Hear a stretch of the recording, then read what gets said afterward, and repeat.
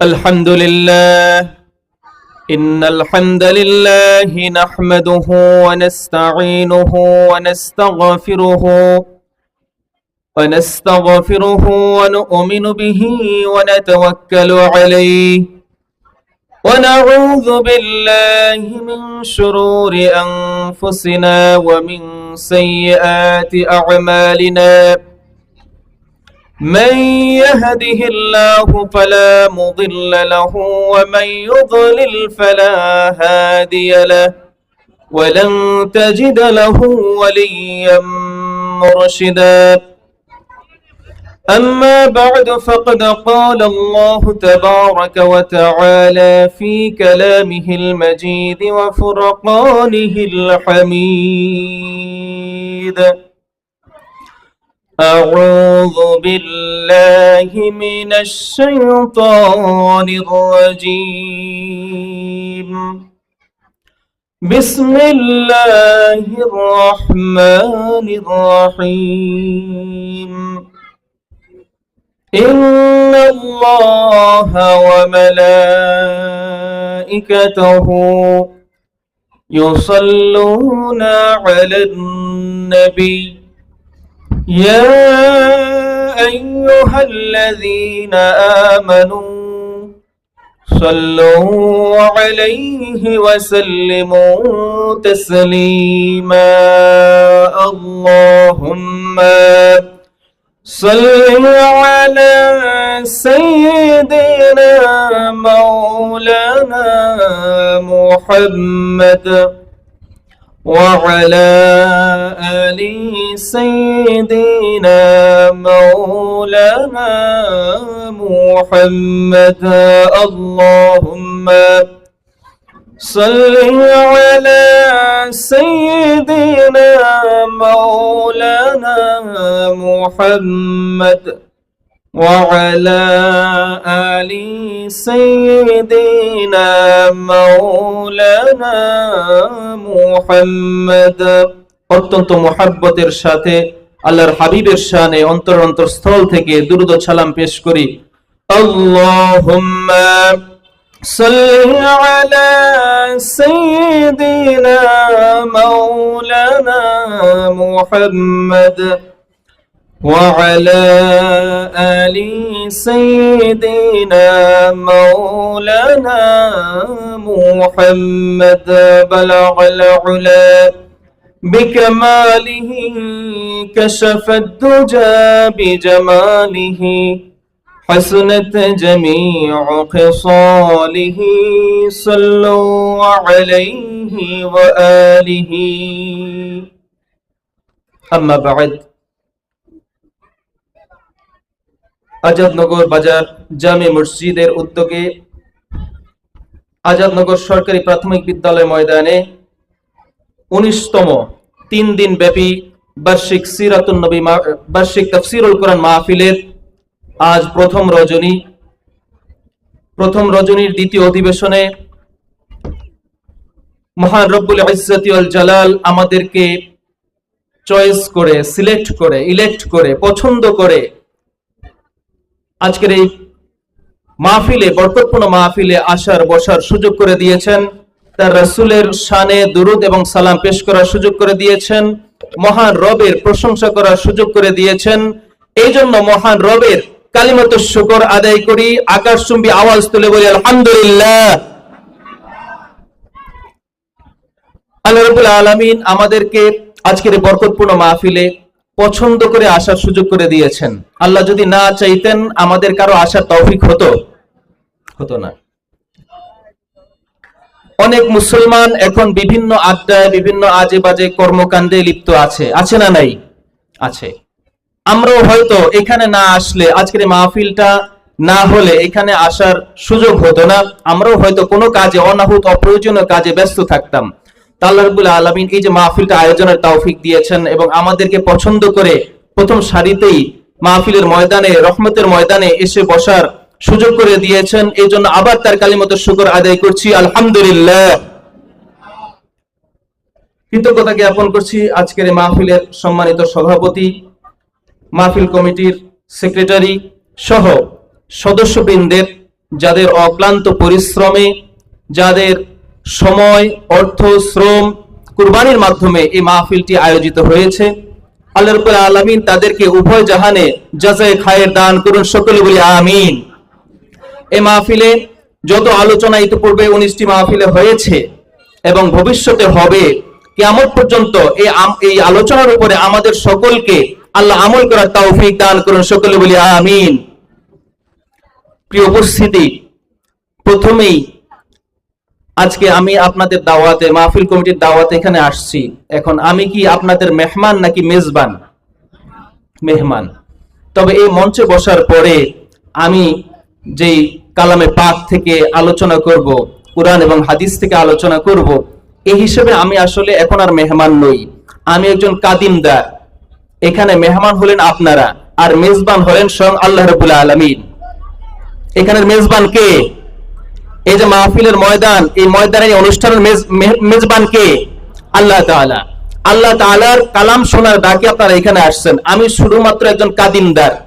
আমি আপনাদেরকে আল্লাহর কালাম থেকে কিছু আলোচনা হাদিয়া পেশ করব, আপনারা শুনবেন। আপনারা এখানে এই মাহফিলের ময়দানে মেহমান। তা আমি আশেপাশে আরো যারা আছেন সকলকে আল্লাহর মেজবানের মেহমান হওয়ার জন্য আবেদন করে আমার আলোচনা শুরু করছি। আল্লাহ রাব্বুল আলামিন যদি তৌফিক দান করেন, আমরা শেষ পর্যন্ত এখানে থাকতে রাজি আছি তো ইনশাআল্লাহ? একটু হাত তুলে দেখাই, সবাই রাজি আছি তো? ইনশাআল্লাহ শেষ পর্যন্ত থেকে যাব আমরা। আর যারা এদিক সেদিকে আছেন, অনাহুত অপ্রয়োজনীয় কাজে ব্যস্ত আছেন, সকলকে মাহফিলের ময়দানে আসার আমন্ত্রণ রেখে আমি আমার আলোচনা শুরু করছি। আজকে আমি একটি বিষয়ের উপর আলোচনা করব, যেটা মুমিনের সম্পদ, একজন মুমিনের জীবনের সবথেকে মূল্যবান সম্পদ, যে সম্পদটি আজকে শুধু মুমিন নয়, সমগ্র বিশ্ব থেকে প্রায় হারানোর পথে। এবং আল্লাহর হাবিব সাল্লাল্লাহু আলাইহি ওয়াসাল্লাম বলেছেন, এই সম্পদটি যখন মুমিন হারিয়ে ফেলবে, মানুষ হারিয়ে ফেলবে, তখন তোমরা কিয়ামতের অপেক্ষা করো। এই সম্পদটা যখন দুনিয়া থেকে হারিয়ে যাবে, আমরা হারিয়ে ফেলবো, এই আখলাক, এই সিরাতটা আমাদের মধ্য থেকে যখন চলে যাবে, হারিয়ে যাবে, আল্লাহর হাবিব বলেছেন তাহলে বুঝে নাও কিয়ামত অতি নিকটে আছে। এই মহামূল্যবান সম্পদটি কি? এটি হলো আমানত। আমানত আমাদের মাঝে আছে। আমানত শুধুমাত্র সম্পদ, টাকা পয়সা, ধন দৌলতি নয়, মানুষের তথ্য, মানুষের কথাবার্তা, এটা অনেক বড় সম্পদ।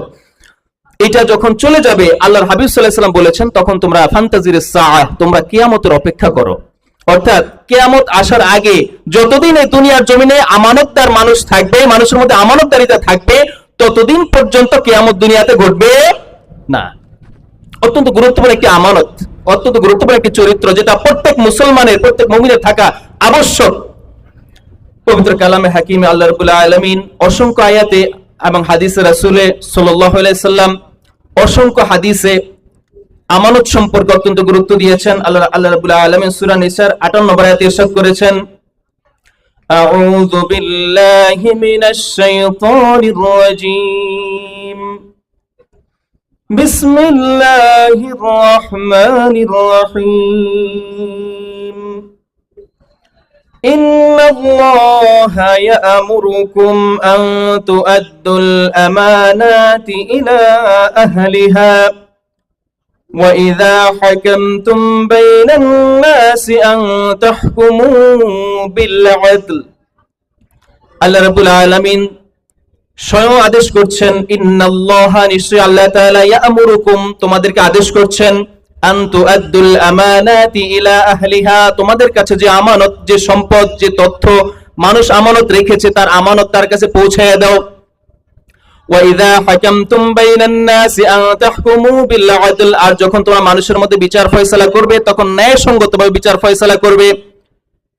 সূরা মুমিনের 8ম আয়াতে আল্লাহ রাব্বুল আলামিন সফল মুমিনের বৈশিষ্ট্য, একজন সফল মুমিন কেমন হবে, তার চরিত্র, তার আখলাকটা কেমন হবে, এই সম্পর্কে বর্ণনা দিতে গিয়ে কিছু বৈশিষ্ট্য বর্ণনা করেছেন।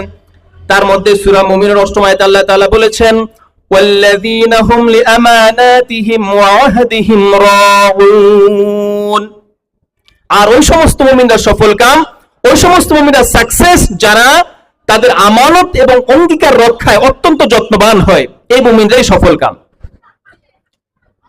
আল্লাহর রাসূলের হাদিসে এসেছে, ইউতবাউল মুমিনু আলাল খিলালি কুল্লিহা ইল্লাল খিয়ানাতা ওয়াল কিযবা। আল্লাহর হাবিব সাল্লাল্লাহু আলাইহি ওয়াসাল্লাম বলেছেন, একজন মুমিনের মধ্যে প্রাকৃতিক সমস্ত অভ্যাস থাকতে পারে। প্রকৃতিতে যত অভ্যাস, ইতিবাচক নেতিবাচক, ভালো মন্দ, দোষ ত্রুটি আছে, সমস্ত অভ্যাস, সমস্ত খারাপ গুণও একজন মুমিনের থাকতে পারে। তবে দুইটি বৈশিষ্ট্য কখনোই একজন মুমিনের থাকতে পারে না। এক নম্বর হলো খেয়ানত করা, আরেকটা হলো মিথ্যা বলা। এই দুইটা চরিত্র, এই দুইটা আখলাক, এই দুইটা বৈশিষ্ট্য কোন মুমিনের সাথে কখনোই যায় না।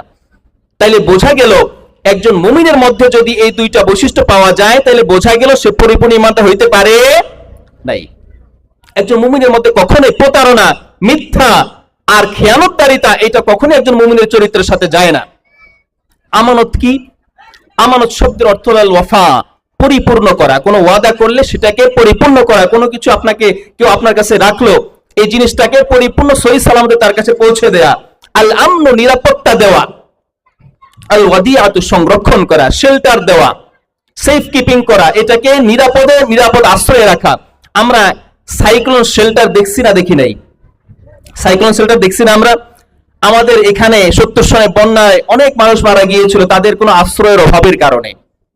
এই জন্য সরকারি ভাবে বিভিন্ন এলাকা কেন্দ্রিক, বিভিন্ন গ্রাম ইউনিয়ন কেন্দ্রিক সরকার একটা সাইক্লোন সেন্টার দেয়, শেল্টার। এটাকে বলে সাইক্লোন শেল্টার। সাইক্লোন মানে হলো ঘূর্ণিঝড়, আর শেল্টার মানে হলো আশ্রয়। তো যেখানে ঘূর্ণিঝড়ের সময় মানুষ আশ্রয় নেয়, এটা কি বলা হয়? সাইক্লোন শেল্টার, আশ্রয় দেওয়া। তো আমানতের ইংরেজি প্রতিশব্দ হলো শেল্টার, আশ্রয় দেওয়া। কোন মুমিন কোন সম্পদ আপনার কাছে রাখলো, আমরা আগে দেখেছি আমাদের সেই শৈশবে আমাদের এলাকায় তখন বিল্ডিং, দালান ঘর এগুলো খুব কম ছিল। তখন যাদের দালান ঘর ছিল না, এরা তাদের সম্পদ, দলিলপত্র, টাকা পয়সা এগুলো আমানত, এগুলা নিরাপত্তার জন্য যাদের বাড়িঘর মোটামুটি পাকা মজবুত, এদের কাছে না আমানত রাখতো না? আপনারা দেখেছেন তো? অবশ্যই আমি দেখেছি। কিন্তু এখন সবার ঘর বিল্ডিং হয়ে গেছে, পাকা হয়ে গেছে, আর এখন আর কারো বাসায় কারো আমানত রাখার প্রয়োজন হয় না। আমানত মানে হলো গচ্ছিত রাখা। আল্লাহর হাবিব সাল্লাল্লাহু আলাইহি ওয়াসাল্লামের মধ্যে দুনিয়ার সমস্ত গুণ আল্লাহ তাআলা ঢুকিয়ে দিয়েছিলেন। এজন্য আল্লাহ তাআলা বলেছেন, ইন্নাকা লাআলা খুলুকিন আযীম, হে নবী আপনি মহান চরিত্রের উপর অধিষ্ঠিত আছেন। এটা শুধু নবুয়তি পাওয়ার পরেই নয়। আল্লাহর হাবিব সাল্লাল্লাহু আলাইহি ওয়াসাল্লাম নবুয়তি পেয়েছিল 40 বছর বয়সে, কিন্তু তার মধ্যে নবুয়তির সমস্ত গুণ, একজন উত্তম মানুষের, উত্তম পুরুষের যত গুণ প্রয়োজন, সমস্ত গুণগুলো আল্লাহর হাবিব সাল্লাল্লাহু আলাইহি ওয়াসাল্লামের শৈশব থেকেই ছিল। তবে আল্লাহর হাবিবের যে গুণটি সমস্ত ইহুদি, নাসারা, কাফির, মুশরিকদের মধ্যে সবথেকে বেশি চোখে পড়েছিল এবং সবাই যেটাকে বেশি গুরুত্ব দিয়েছিল, সেটা হলো আমানতদারিতা। আল্লাহর হাবিব সাল্লাল্লাহু আলাইহি ওয়াসাল্লাম ছোটবেলা থেকেই তার সমস্ত গুণ ছিল, তার মধ্যে অন্যতম একটা গুণ ছিল আমানতদারিতা। এটা সমস্ত কাফির মুশরিকদের নজর কেড়েছিল। তারা সকলেই মুহাম্মদুর রাসূলুল্লাহ সাল্লাল্লাহু আলাইহি ওয়াসাল্লামকে অত্যন্ত বিশ্বাস করে নাম দিয়েছিলেন আল আমিন, পরম বিশ্বস্ত বন্ধু। এটা অত্যন্ত গুরুত্বপূর্ণ একটি গুণ। কোন মুমিনের মধ্যে এই গুণটা না থেকে পারেই না। একজন মুমিনের সমস্ত দোষত্রুটি থাকতে পারে, কিন্তু একজন মুমিন কখনোই মিথ্যা বলতে পারে না। একজন মুমিন কখনোই আমানতের খেয়ানত করতে পারে না।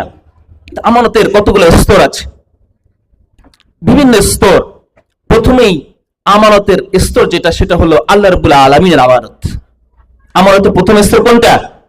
আল্লাহ রাব্বুল আলামিনের আমানত। আল্লাহ তাআলা সূরা আহজাবের 72 নম্বর আয়াতে ইরশাদ করেছেন, আউযু বিল্লাহি মিনাশ শাইতানির রাজীম, বিসমিল্লাহির রহমানির রহিম, ইন্না আরাদনাল আমানাতা আলাস সামাওয়াতি ওয়াল আরদি ওয়াল জিবালি ফাআবাইনা আন يحملنها وأشفقن منها وحملها الإنسان إنه كان ظلوما جهولا।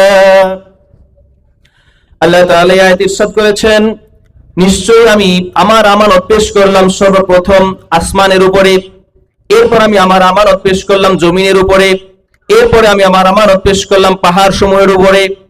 فأبين أن يحملنها وأشفقن منها, কিন্তু আসমান, বিশাল জমিন, বিশাল পাহাড় পর্বতগুলো এই আমানত গ্রহণে অস্বীকৃতি জ্ঞাপন করলো। তারা এটা নিতে রাজি হলো না। وأشفقن منها, তারা ভয়ে কম্পিত হয়ে গেল। সুবিশাল আসমান আমাদের সামনে, আমরা যত কিছু দেখি ক্ষুদ্র থেকে বৃহৎ, আল্লাহর যত সৃষ্টি আছে এর মধ্যে সব থেকে বৃহৎ দেহের, বৃহৎ শরীরের কোন সৃষ্টিটা আছে দুনিয়াতে যেটা আমরা দেখি বলতে পারেন? সব থেকে বৃহৎ সৃষ্টি আল্লাহ তাআলার, যেটা আমরা চোখে দেখি। আর চোখের বাইরে তো অনেক সৃষ্টি আছে যেগুলো আমরা দেখি না, কোনো বিজ্ঞান এখন আবিষ্কার করতে পারে নাই। এর মধ্যে সব থেকে বড় সৃষ্টি যেটা, সেটা হলো আসমান। আকাশের চাইতে বড় আর কিছু দেখেছেন আপনারা কখনো? দেখেছেন নাকি? দেখি নাই। আসমান সব থেকে বৃহৎ। এরপরে আসমানের পরে আমরা আসমানের নিচে যত আল্লাহর সৃষ্টি দেখেছি, সব থেকে বড় সৃষ্টিটা হলো পৃথিবী। আমাদের চোখের সামনে পৃথিবীর জমিন আমরা এখনো জানি না এর পরিধি কতটুকু, এর এই মাথা থেকে ওই মাথা পর্যন্ত আমরা এখনো ভ্রমণ করতে পারি নাই।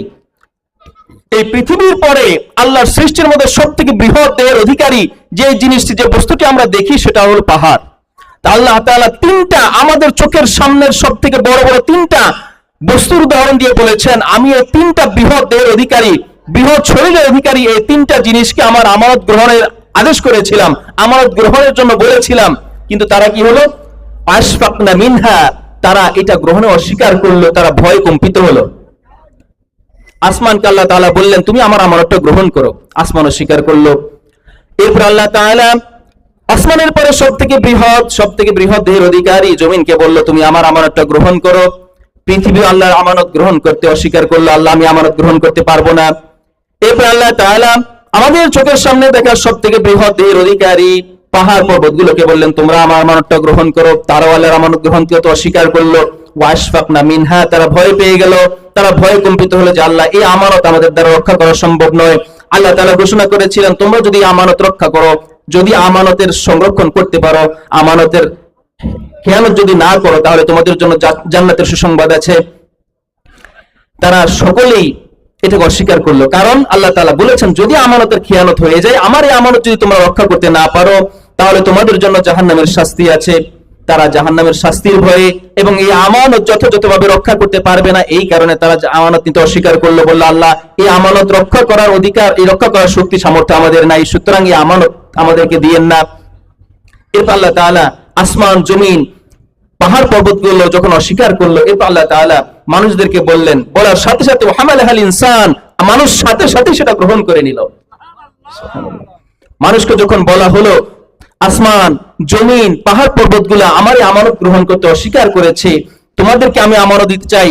আদম আলাইহিস সালামকে জিজ্ঞেস করলাম, তুমি কি আমানত গ্রহণ করতে রাজি আছো? আদম আলাইহিস সালাম সামনে পিছে না ভেবে সাথে সাথে গ্রহণ করে নিলেন। সুবহানাল্লাহ। আল্লাহ তাআলা এরপরে বলছেন, ইন্নাহু কানা যালুমান জাহুলা, মানুষ কত জালিম, কত বোকা, কারণ সে আগপর ভেবে না চিন্তেই আমানত সাথে সাথে গ্রহণ করে নিয়েছে। আসমান, জমিন, পাহাড় পর্বত এরা ভেবে চিন্তে বুঝতে পারছে যে আমানতটা আমাদের দ্বারা রক্ষা করা সম্ভব নয়, তারা এই জন্য অস্বীকার করেছিল। কিন্তু আল্লাহ বলছেন, দেখো মানুষ কত জালিম, নিজের প্রতি জুলুম করলো, আর সে অজ্ঞ। আল্লাহ তাআলা কি আমানত তাকে দিবেন, এই আমানতটা সে গ্রহণ করতে পারবে কিনা, রক্ষা করতে পারবে কিনা, এই জ্ঞান তার ছিল না। এই জন্য সাথে সাথেই সে সেটা গ্রহণ করে নিল। ইন্নাহু কানা যালুমান জাহুলা, সে তো নিজের প্রতি জুলুম করলো, সে আমি কি আমানত দিলাম সেটা তো বুঝতে সে পারলো না, তার আগেই সে গ্রহণ করে নিল। আসলে এটার মধ্যে একটা মহাব্বত কাজ করে মানুষের প্রতি। আল্লাহ বিশাল দেহের পাহাড়, বিশাল দেহের পৃথিবী, বিশাল দেহের আসমান সে অস্বীকার করলো, কিন্তু ক্ষুদ্র সৃষ্টি মানব জাতি, নরম দেহের তৈরি মানব জাতি, তারা এটা বলার সাথে সাথে গ্রহণ করে নিল। মানব জাতি কত বোকা দেখেন। একটা উদাহরণ দিলে স্পষ্ট হবে। মনে করেন আজকে হরতাল চলছে, আমি প্রচন্ড অসুস্থ বা আপনি প্রচন্ড অসুস্থ, আপনার একটা ঔষধের প্রয়োজন, এই ঔষধটা আপনি ভোলা সদর ছাড়া আর কোথাও পাবেন না। এখান থেকে ভোলা প্রায় 20 কিলোমিটার পথ, গাড়ি ঘোড়া নাই, কেউ যেতে চাইলে হেঁটে যেতে হবে, তাও পথিমধ্যে যে কোনো জায়গায় আক্রান্ত হয়ে মারাও যেতে পারে, সম্ভাবনা আছে না নাই? যে কেউ বোম মেরে উড়াই দিতে পারে যারা হরতাল দিয়েছে। এখন আপনি আপনার কোনো বড় ভাইকে বললেন, ভাই আমার জন্য ওষুধটা লাগবে, তুমি একটু ভোলা যাও। সে বুদ্ধিমান, সে ম্যাচিউর, সে কি এটা স্বীকার করবে? ভোলা যাইতে কি রাজি হবে? হবে কি না? হবে না। কারণ কি? কারণ সে জানে, তার বুদ্ধি আছে, আকল বুদ্ধি আছে, যে ভোলা যদি যাই প্রথমধ্যে আমার জীবন নাশের, জীবন মৃত্যুর সম্ভাবনা আছে, সুতরাং এই রিস্ক নিয়ে আমি ভোলা যাব না। কিন্তু আপনার একটা শিশু সন্তান বা আপনার শিশু একটা ভাই, তাকে যদি আপনি জিজ্ঞেস করেন, ভাই আমার একটা ঔষধ লাগবে, তুমি কি যাইতে পারবা ভোলা? অথবা আপনার শিশু সন্তান, তাকে বললেন, বাবা আমার একটা ওষুধ লাগবে, ওষুধটা যদি না আনি তাইলে আমি মরে যেতে পারি, এখন তুমি এটা আনতে ভোলা যাইতে পারবা কিনা? এই শিশু সন্তান কি আপনি যে প্রস্তাব দিয়েছেন এটা কি মানবে না মানবে না? মেনে নিবে, কারণ সে আপনাকে মহব্বত করে, ভালোবাসে, আপনার প্রতি তার ভালোবাসাটা অন্ধ, এবং সে ভোলা যেতে হলে কি কি রিস্ক আছে মাঝখানে, এটা সে জানে না, সে অজ্ঞ, এই জ্ঞান তার নাই, সুতরাং সে সাথে সাথেই এটা গ্রহণ করে নিবে। এখন আপনি কি বলবেন বা আমি কি বলবো? আমার ছেলেটারা বোকা ছেলে, বুদ্ধিমান ছেলেটারা গ্রহণ করলো না, কিন্তু আমার বোকা শিশু সন্তানটা বলা মাত্রই গ্রহণ করে নিল, চিন্তাও করলো না সে বলা যেতে পারবে কি পারবে না। এখন এটার মধ্যে কি তার প্রতি আপনার ঘৃণা না ভালোবাসা কাজ করতেছে? ভালোবাসা। তো আল্লাহ তাআলাও মানব জাতিকে বলছেন, মানব জাতি কত মূর্খ, কত অজ্ঞ, সে আমি বলার সাথে সাথে এটা গ্রহণ করে নিল। আসলে এটার মধ্যে আল্লাহর একটা ভালোবাসা আছে। আসমান জমিন পাহাড় পর্বত, বিশাল আসমান সে গ্রহণ করলো না, পাহাড় পর্বত গ্রহণ করলো না, বিশাল পৃথিবী গ্রহণ করলো না, আর ক্ষুদ্র দেহের মানুষ কত বোকা, আমি তাকে বলা মাত্রই আমার প্রতি ভালোবাসা, অন্ধ ভালোবাসা, অন্ধ বিশ্বাসের কারণে সে আর পর চিন্তা না করে এটা কবুল করে নিয়েছে। সুবহানাল্লাহ। কি আমানতটা কি? তাফসিরে অনেক তাফসিরে আসছে। আব্দুল ইবনে আব্বাস রাদিয়াল্লাহু তাআলা আনহু বলেছেন এটা হলো ইতাআত, আনুগত্য, মহান স্রষ্টার প্রতি, মহান রবের প্রতি একনিষ্ঠ আনুগত্য, অন্ধ আনুগত্য। আল্লাহ তাআলা যা বলেছেন, যা আদেশ করেছেন তা মেনে নেওয়া, আর যা থেকে নিষেধ করেছেন এটা থেকে বিরত থাকা, এটাই হলো আমানত। আর তাফসিরে বিভিন্ন তাফসিরে আসছে, কেউ কেউ বলেছেন এটা হলো 5 ওয়াক্ত নামাজ, কেউ কেউ বলেছেন এটা হলো মিরাসের সম্পত্তি, এটা আল্লাহর পক্ষ থেকে আমানত। আবার কেউ কেউ বলেছেন স্ত্রীর জন্য তার পবিত্রতা, স্বামীর জন্য তার পবিত্রতা রক্ষা করা, এটা আমার আল্লাহর পক্ষ থেকে আমানত। তো যে যাই বলুক, সমস্ত তাফসিরের মূল কথা হলো আল্লাহর পক্ষ থেকে বান্দার জন্য আমানত হলো সমস্ত ফরজ ওয়াজিব, অর্থাৎ আল্লাহ তাআলা বান্দাকে যা হুকুম করেছেন এগুলোকে পালন করা, আর যা থেকে বিরত থাকতে বলেছেন ওইটা থেকে বিরত থাকা, এটাই হলো আল্লাহর পক্ষ থেকে বান্দার জন্য আমানত। এটা বিস্তারিত বর্ণনা, আমি সেদিকে যাব না। এটা হলো সংক্ষেপে আল্লাহর আমানত প্রথমে। দ্বিতীয়ত, আমাদের নিজেদের শরীর এবং সম্পদ, এটা আল্লাহর পক্ষ থেকে আমানত। আমাদের যে শরীর আছে, আল্লাহ তাআলা সূরা 3-এ বলেছেন, লাকাদ খালাকনাল ইনসানা ফি আহসানি তাকওয়িম, আমি মানব জাতিকে সবথেকে সুন্দর, সবথেকে উত্তম, সবথেকে আকর্ষণীয়, সবথেকে মোহিত, সবথেকে আকর্ষণীয় চেহারা সুরত দিয়ে মানুষকে আমি সৃষ্টি করেছি। আপনারা দেখবেন পৃথিবীর বুকে যত মাখলুকাত আছে, যত সৃষ্টি আছে, কোন সৃষ্টির সাথে মানুষের কোনো মিল নাই। মানুষকে আল্লাহ তাআলা চূড়ান্ত সৌন্দর্য দিয়ে সৃষ্টি করেছেন, বললাম আলহামদুলিল্লাহ। আরো জোরে বলেন আলহামদুলিল্লাহ। মানুষকে আকল, বুদ্ধি, চেহারা, সুরত সমস্ত দিক থেকে, সমগ্র পৃথিবীর মাখলুকাত থেকে অত্যন্ত উচ্চ মাকাম দিয়ে সৃষ্টি করেছেন। হাতি দেখেন, হাতি কত বড় দেহের অধিকারী, কিন্তু তার আকৃতির কোন সৌন্দর্য আছে? মানুষের চাইতে কি সে সুন্দর? তার তার যে খাওয়ার রাস্তাটা, খাওয়ার মুখটা কত লম্বা, মাটি থেকে তুলে খেতে হয়। আর মানুষের মুখটা যেখানে যা প্রয়োজন, একজন মানুষের যেই দেহটা, যে অঙ্কটা যেখানে প্রয়োজন আল্লাহ তাআলা ঠিক সেখানে যে সৃষ্টি করেছেন। মুরগি দেখেন, একটা মুরগি তার দুইটা চোখ দুই পাশে, এই পৃথিবীটাকে সে ডাবল দেখতে পায়, সুন্দর করে দেখতে পায় না। কিন্তু আমাদের মানুষের দুইটা চোখ আল্লাহ তাআলা মাঝখানে সুন্দর করে একটা নাক দিয়েছেন, দুই পাশে দুইটা চোখ দিয়েছেন, সমগ্র পৃথিবীটাকে, সমস্ত সৌন্দর্যকে আমরা চমৎকার করে দেখতে পারি। তো আল্লাহ তাআলা এই জন্য বলেছেন, লাকাদ খালাকনাল ইনসানা ফি আহসানি তাকওয়িম, আমি মানুষকে সর্বোত্তম, নিশ্চয়ই আমি মানুষকে সর্বোত্তম, সবচেয়ে সুন্দর অবয়ব দিয়ে সৃষ্টি করেছি। বলেন আলহামদুলিল্লাহ। এই যে দেহটা, এই দেহের মালিক কে? নাকি আমরা? আমার দেহ, আমার শরীর, আমার ইচ্ছা, আমি যা খুশি তাই করবো আমার দেহের সাথে, এরকম করার সুযোগ আছে? আমাদের সমাজে এখন একটা কুসংস্কার আসছে, পুরুষেরা মহিলা হয়ে যায়, মহিলারা পুরুষ হয়ে যায়, বলে নাউজুবিল্লাহ। এদেরকে যারা আল্লাহর সৃষ্টিগত ভাবে এরকম হয়েছে, দেখতে পুরুষের মতো কিন্তু মহিলা, এদেরকে আমরা বলি হিজড়া। এরা অসম্মানের কিছু না, যদিও আমরা এদের প্রতি অসম্মান, অবজ্ঞার দৃষ্টিতে দেখি, কিন্তু এরা আল্লাহর সৃষ্টি, এদের প্রতি অবজ্ঞা করার কোনো সুযোগ নাই। তবে কিছু মানুষ যারা পুরুষ হয়ে জন্মগ্রহণ করেছে, আল্লাহ তাআলা পুরুষ বানিয়েছেন, এরা যদি তাদের সৃষ্টির মধ্যে পরিবর্তন করে নিজেদেরকে মহিলা বানাইতে চায়, এটা হারাম, এটা জঘন্যতম একটা অপরাধ, জঘন্যতম পাপ। আল্লাহ তাআলা যে সৌন্দর্য যাকে দিয়েছেন এটাকে বিকৃত করা হারাম। তো যাই হোক, আল্লাহ তাআলা মানুষকে সর্বোত্তম অবয়ব দিয়ে সৃষ্টি করেছেন, আর এটা, এই শরীরটা আল্লাহর পক্ষ থেকে আমানত। আল্লাহ তাআলা বলেছেন সূরা বাকারার 195 আয়াতে, ওয়ালা তুলকু বিআইদিকুম ইলা তাহলুকাতি, তোমরা তোমাদের নিজেদেরকে ধ্বংসের মধ্যে ফেলে দিও না। আমাদের শরীর, আমাদের দেহ, আমাদের অন্তর, আমাদের কল্ব, আমাদের নফস, আমাদের চোখ, আমাদের কান, আমাদের হাত, আমাদের পা, এর প্রত্যেকটা আল্লাহর পক্ষ থেকে আমাদের জন্য আমানত। এই দেহের মালিকও আমি নেই, এই রূহের মালিকও আমি, এই চোখ, কান, নাসিকা সমস্ত কিছুর মালিক কে? আমার একটা চোখ যদি নষ্ট হয়ে যায়, আমি কি একটা চোখ তৈরি করতে পারবো? আমরা যে ক্যামেরা দিয়ে ভিডিও করি, ছবি তুলি, এই ক্যামেরার সর্বোচ্চ মেগাপিক্সেল হলো 12 থেকে 200 মেগাপিক্সেল পর্যন্ত। একটা 200 মেগাপিক্সেল ক্যামেরার দাম বাংলাদেশে 1 থেকে 1.5 লাখ টাকা। আর আল্লাহ সুবহানাহু ওয়া তাআলা আমাদেরকে যে চোখ দিয়েছেন, এই চোখের মেগাপিক্সেল হলো 550 মেগাপিক্সেল। আলহামদুলিল্লাহ, আরো জোরে বলেন আলহামদুলিল্লাহ। আল্লাহকে কোনো টাকা পয়সা ধন দৌলত আমরা দিয়েছি? এই চোখের বিনিময়ে কিছু দিয়েছি আল্লাহকে? এই জন্য আল্লাহ তাআলা বলেছেন, ইন্নাল্লাহা আশতারা মিনাল মুমিনিনা আনফুসাহুম ওয়া আমওয়ালাহুম বিআন্না লাহুমুল জান্নাহ। আল্লাহু আকবার। আল্লাহ বলেছেন, নিশ্চয় আল্লাহ তাআলা বান্দার থেকে তার জীবন, তার ধন সম্পদ সমস্ত কিছু কিনে নিয়েছে, আর তার জন্য রয়েছে এটার বিনিময়ে জান্নাত। আলহামদুলিল্লাহ। আল্লাহ তাআলা বলেছেন, কুল ইন্না সলাতি ওয়া নুসুকি ওয়া মাহইয়ায়া ওয়া মামাতি লিল্লাহি রাব্বিল আলামিন। হে আমার হাবিব, আপনি ঘোষণা দিয়ে দেন, ইন্না সলাতি আমার নামাজ, ওয়া নুসুকি আমার কুরবানি, ওয়া মাহইয়ায়া আমার জীবন, ওয়া মামাতি লিল্লাহি রাব্বিল আলামিন। আপনি ঘোষণা দেন, আমার নামাজ, আমার কুরবানি, আমার জীবন, আমার মরণ সমস্ত কিছু কার জন্য? আল্লাহর জন্য। মানুষ মানুষের জন্য জীবন দিয়ে দেয়, এটা দেওয়া কি জায়েজ আছে? এই জীবনের মালিক কে? জীবন দিতে হলে শুধু দিতে হবে কার জন্য? আল্লাহর জন্য। মানুষ মানুষের জন্য জীবন দিয়ে দেয়, গার্লফ্রেন্ড বয়ফ্রেন্ডের জন্য, বয়ফ্রেন্ড গার্লফ্রেন্ডের জন্য জীবন দিয়ে দেয়। নাউজুবিল্লাহ। আমি আল্লাহর নিয়ামতের কুফরি করলাম। আল্লাহ যে নিয়ামত দিয়েছেন, যে আমানত দিয়েছেন, এই আমানতের ক্ষতি করলাম। দেহের কোনো অংশ বিক্রি করাও জায়েজ নাই। কেউ যদি চায় আমি খেতে পারি না, আমার একটা চোখ বিক্রি করে দিলাম, এটা দেওয়া কি জায়েজ আছে? নাই। এটা আল্লাহর পক্ষ থেকে আমানত।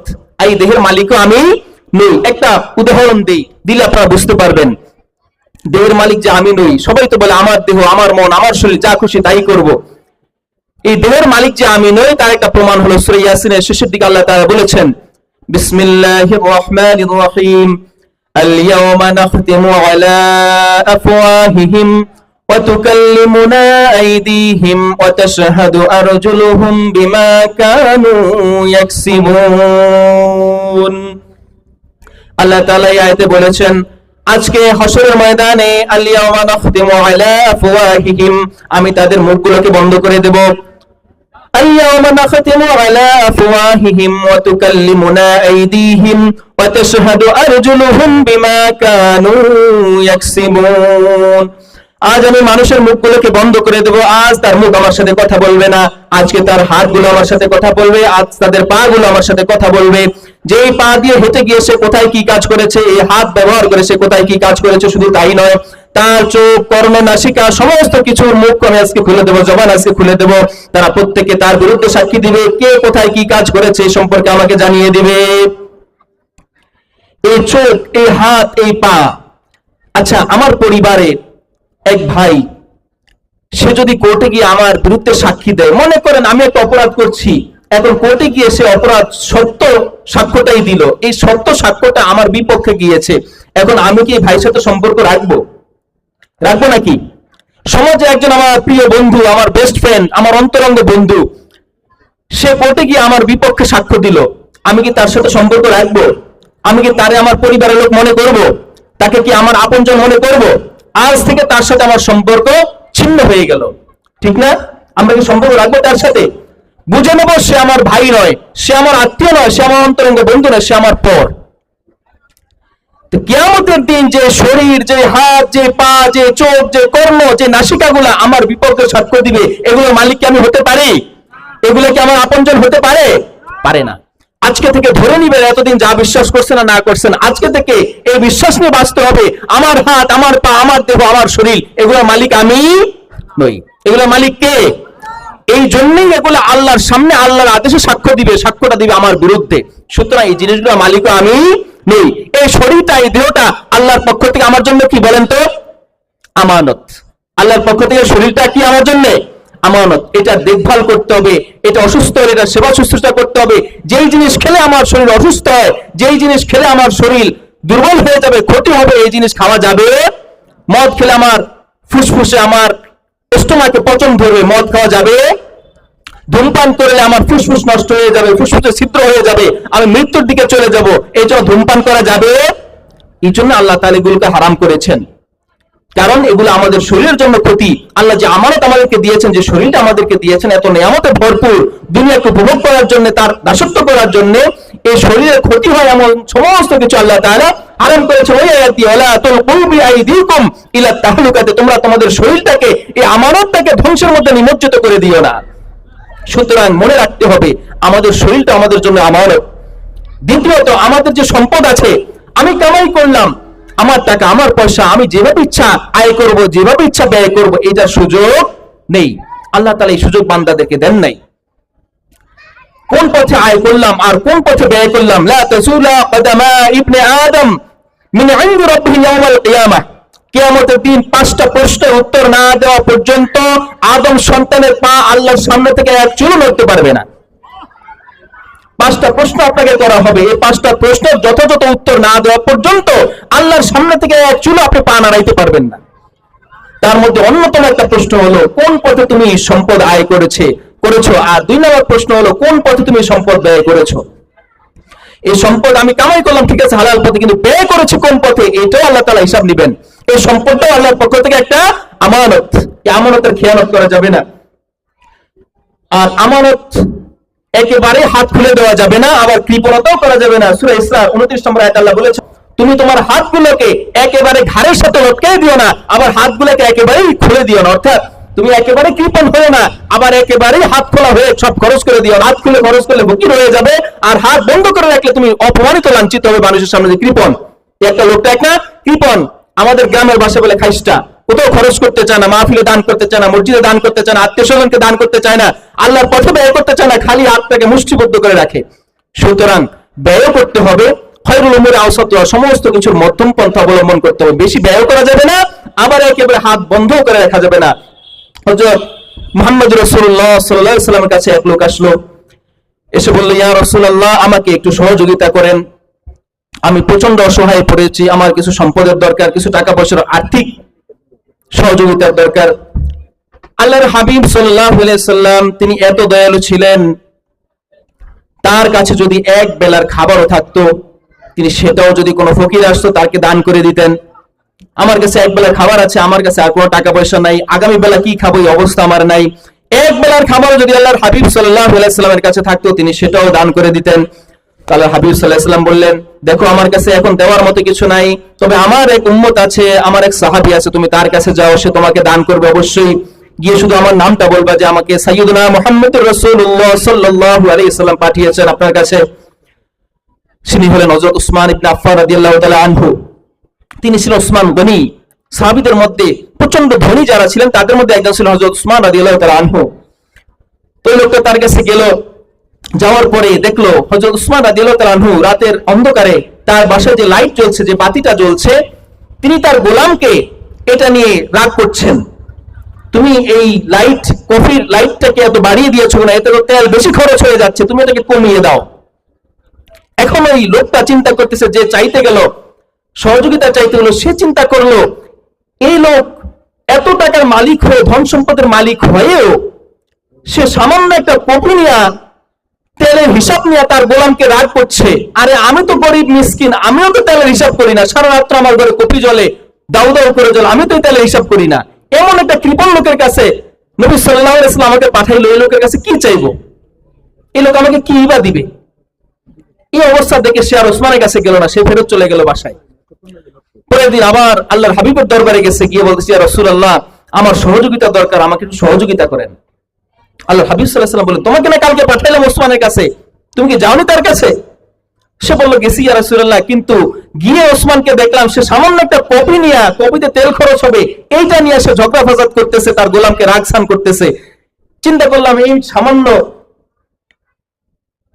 সামান্য আগুন নিয়ে, সামান্য তেলের হিসাব নিয়ে সে তার গোলামের সাথে এভাবে আচরণ করছে, এই লোক আমাকে কি দান করবে।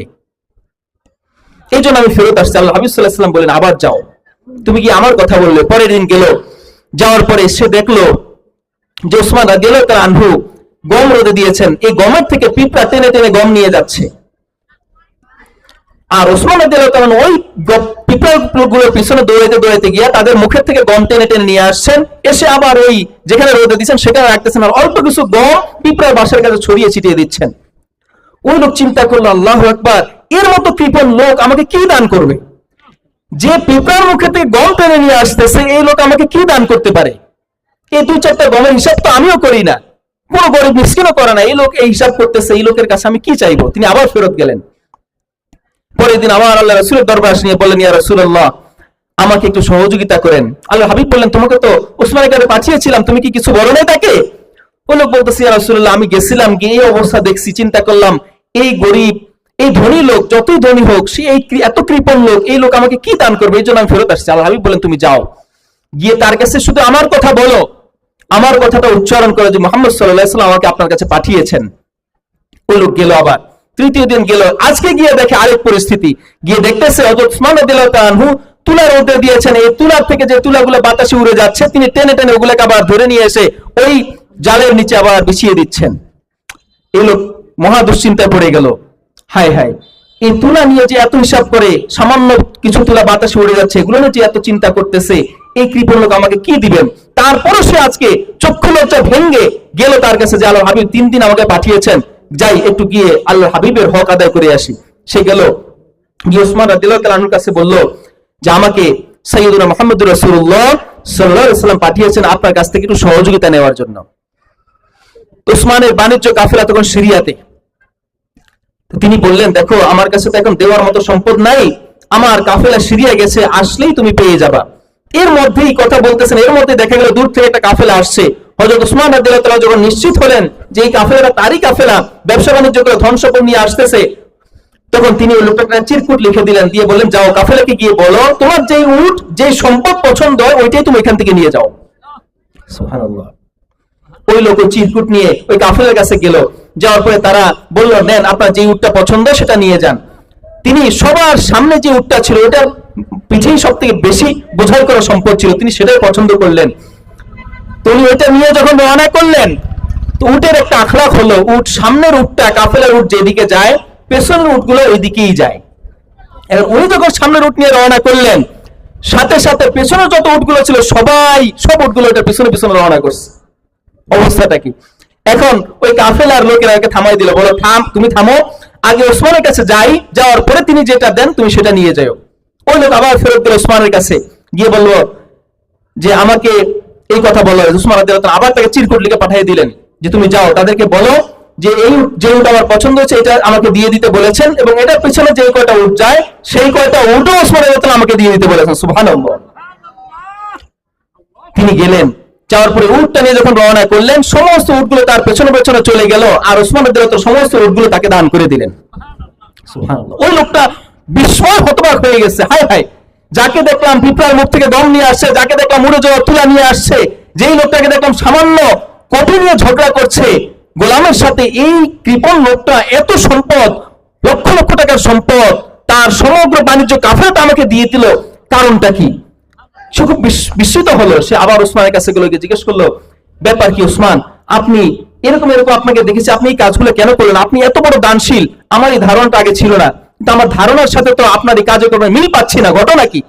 তখন উসমান রাদিয়াল্লাহু তাআলা বললেন, দেখো যে সম্পদ আমি তোমাকে দিলাম, আর যে সম্পদ আমি ওই পিঁপড়ার মুখ থেকে নিয়ে আসলাম, যে সম্পদ উড়ে যাওয়া থেকে রক্ষা করলাম, এই সম্পদের মালিক হলো কে? আল্লাহ। সুতরাং আমি শুধুমাত্র এই সম্পদের একজন একদম ক্ষুদ্রতম পাহারাদার, নাদান পাহারাদার, এছাড়া এই সম্পদের মালিক আমি নই। এই সমস্ত সম্পদের মালিক কে? আল্লাহ। সুতরাং সম্পদের রক্ষণাবেক্ষণ করতে হবে। কোন সম্পদ কোন দিকে আসলো, আমি কামাই করেছি, আমি রোজগার করেছি, আমার শ্রমের টাকা, এই জন্য আমি যেভাবে খুশি সেভাবে ব্যয় করবো, এই সুযোগ আল্লাহ তাআলা আমাদেরকে দেন নাই। সময় দিল কি আমাদের? হ্যাঁ, 50 বেজে গেছে, আর আগে। যাই হোক, তো এই যে সম্পদ, ধন সম্পদ, এগুলো আল্লাহর পক্ষ থেকে আমাদের জন্য আমানত। শুধু তাই নয়, আমাদের সৃষ্টি যারা আছে, আমাদের আশেপাশে প্রতিবেশী, এরাও আমাদের জন্য আমানত। বুখারীতে 2442 নম্বর হাদিসে আল্লাহর হাবিব সাল্লাল্লাহু আলাইহি ওয়াসাল্লাম বলেছেন, মান সাতারা মুসলিমান সাতারাহুল্লাহু ইয়াওমাল কিয়ামা। যে মুসলমান অন্য মুসলমান ভাইয়ের কোন তথ্যকে গোপন রাখলো, আল্লাহ রাব্বুল আলামিন কিয়ামতের কঠিন মুহূর্তে সকল পৃথিবীর আদম সন্তানের সামনে তার যেই কথা বললে সে অপমানিত হবে, লজ্জিত হবে, ওই তথ্যকে আল্লাহ রাব্বুল আলামিন সমস্ত আদম সন্তানের সামনে গোপন করে দিবেন। যদি কোনো মুসলমান অন্য কোনো মুসলমানের কোনো তথ্য, যে কথাটা আপনি সমাজে বললে সে লজ্জিত হবে, শর্মিন্দা হবে, অপমানিত হবে, এই তথ্যটা যদি আপনি গোপন রাখেন, কিয়ামতের দিন আপনি গোপনে যে পাপ কাজ করেছেন, যে ভুল ত্রুটি আপনার দ্বারা হয়েছে, মহান রব্বুল ইজ্জত ওয়াল জালাল আপনার এই ভুল ত্রুটিগুলোকে সমস্ত আদমের সামনে গোপন রাখবেন। বলে সুবহানাল্লাহ। সম্পদ, শরীর এবং আমাদের আত্মীয় স্বজন প্রতিবেশী প্রত্যেকের ধন সম্পদ টাকা পয়সা তথ্য এগুলো সবই আমানতের অংশ। আর সব থেকে বর্তমান সময়ে সব থেকে গুরুত্বপূর্ণ আমানত হলো মানুষের ইনফরমেশন, মানুষের তথ্য, মানুষের ডাটা। একজনের তথ্য যদি লিক হয়ে যায় তাহলে এটার দ্বারা তার মৃত্যু হতে পারে। আমরা দেখেছি বিভিন্ন তথ্য কালেক্ট করে মানুষ একজন অপরজনকে ব্ল্যাকমেইল করে। কিছুদিন আগে ইরানে ছয় জন ইরানের অত্যন্ত গুরুত্বপূর্ণ ব্যক্তি শাহাদাত বরণ করেছিলেন, বছর 2 হয়েছে মনে হয়। তারা কিভাবে মৃত্যুবরণ করেছিলেন, তারা কিভাবে ইসরায়েলের আঘাতে, তারা যেই ঘরে যেখানে ছিলেন ঠিক ওইখানেই তারা একেবারে ওই অবস্থায় তারা মৃত্যুবরণ করেছেন। এটা কিভাবে সম্ভব হলো? ইসরায়েল ইরান থেকে প্রায় 2 থেকে 3 হাজার কিলোমিটার দূরে, সেখান থেকে বোম মেরেছে। সেটা ঠিক ওই লোক যেখানে ছিল, যেই ঘরে, যেই বাড়িতে, যেই রুমে, যে অবস্থায় ছিল সেখানে আঘাত এনেছে। কিভাবে সম্ভব হলো? কারণ তার ইনফরমেশন, তার তথ্য ইসরায়েল ফাঁস করে ফেলেছে। আর এটা করেছিল একজন গোয়েন্দার মাধ্যমে, যে রাশিয়ার এক মহিলা ছিল। এই মহিলা ঈমান আনছে, ঈমান এনে শিয়াদের মতবাদ গ্রহণ করে নিয়েছে এবং তাদের এত কাছে চলে গেছে যে তাদের গোপন সমস্ত তথ্য সে জেনে গেছে। আর এই তথ্য যখন সে ইসরায়েলের কাছে পাচার করলো, এর কয়েকদিনের মাথায় ইসরায়েল সে 2000 কিলোমিটার দূর থেকে বোম নিক্ষেপ করলো। সেটা গিয়ে ইরানের ওই গুরুত্বপূর্ণ কয়েকজন সায়েন্টিস্ট, অত্যন্ত গুরুত্বপূর্ণ ব্যক্তিবর্গের একেবারে ঘরেই আঘাত আনলো। যে যেখানে যে অবস্থা ছিল সেখানে শাহাদাত বরণ করেছেন। একটা তথ্য, একটা ইনফরমেশন মানুষের জন্য কত গুরুত্বপূর্ণ। একটু সংক্ষেপে বলি, আমরা যেই বিকাশ বা নগদ ব্যবহার করি না, এটার পাসওয়ার্ড যদি আপনি কাউকে দেন, এটাকে বলে ইনফরমেশন, পাসওয়ার্ড, তথ্য। এটাকে যদি আপনি কাউকে দিয়ে দেন, তাহলে আপনার ওই অ্যাকাউন্টে যদি লক্ষ টাকাও থাকে, মুহূর্তের মধ্যে টাকা গায়েব হয়ে যাবে। তাহলে বুঝতে পারছেন ইনফরমেশন, মানুষের তথ্য কতটা গুরুত্বপূর্ণ। তা আমরা মানুষের টাকা পয়সা, দলিলপত্র এগুলোকে আমানত মনে করি না। মানুষের যেই তথ্য আছে, তার গোপন একান্তের কথাগুলো আপনাকে বলেছে, ঘনিষ্ঠ বন্ধু মনে করে, বেস্ট ফ্রেন্ড মনে করে, এই তথ্যটা যদি আপনি ফাঁস করে দেন, এটা আপনি তার প্রতি জুলুম করলেন, তার আমানতের বড় একটা খেয়ানত করলেন। যাই হোক, আল্লাহ রাব্বুল আলামিন আমাদেরকে মহান রবের, আমাদের এবং আমাদের আত্মীয় স্বজন প্রতিবেশী সকলের আমানত যথাযথভাবে রক্ষা করার তৌফিক দান করুন। সকলে বলি আমিন।